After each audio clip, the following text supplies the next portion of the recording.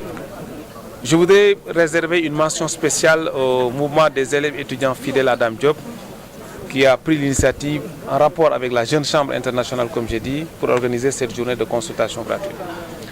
Je voudrais donc les féliciter. C'est un grand honneur pour moi et pour Madame la marraine de voir qu'ils sont en train de contribuer à la sensibilisation au traitement de nos compatriotes de Diourbel. Vous savez que la santé est une préoccupation première de l'État du Sénégal, mais c'est une préoccupation de tous les Sénégalais. Tous les acteurs doivent s'y mettre pour accompagner les populations à avoir une bonne santé. Et ce que j'ai vu aujourd'hui me réconforte. Et c'est pour ça que je me suis engagé personnellement à accompagner des initiatives de ce genre, tout en félicitant donc, comme j'ai dit encore une fois de plus, la Jeune Chambre et le mouvement des élèves étudiants fidèles à Dame Diop. Très bien, je pense que j'ai lancé 2 messages forts à la suite de ma visite. Le premier, c'est que très probablement, il va y avoir des pathologies qui vont être détectées et pour lesquelles on n'aura pas le plateau technique sur Diourbel pour assurer le suivi. Je me suis engagé auprès du médecin du mouvement et de la Jeune Chambre. J'attends impatiemment le rapport qui gardera bien évidemment toute la confidentialité liée à la santé des individus et pour pouvoir accompagner ces populations pour qui leur état de santé nécessite un référencement, comme on dit dans le jargon. Le deuxième message que j'ai lancé, il semble que beaucoup de Sénégalais sont aujourd'hui atteints de pathologies par méconnaissance.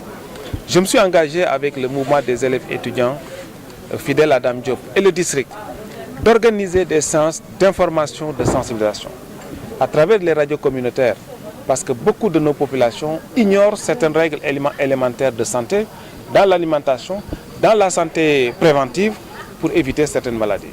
Je pense que ces 2 messages forts que j'ai lancés, que j'ai retenus, un, donc c'est participer autant que faire se peut sur le transfert des malades pour qui leur état nécessite un transfert, mais deuxièmement aussi développer des actions d'information, de communication, de sensibilisation envers les populations pour éviter certaines maladies. L'appel que je lance, c'est que l'État a fait beaucoup de choses pour la santé, pour l'éradication du paludisme. Il est important que les populations jouent leur partition. Et si nous voulons éradiquer définitivement le paludisme, on ne peut pas se passer de l'utilisation des moustiquaires imprégnés.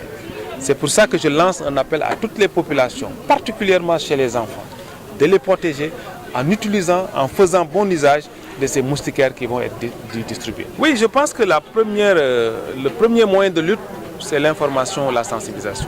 C'est comme j'ai dit tout à l'heure.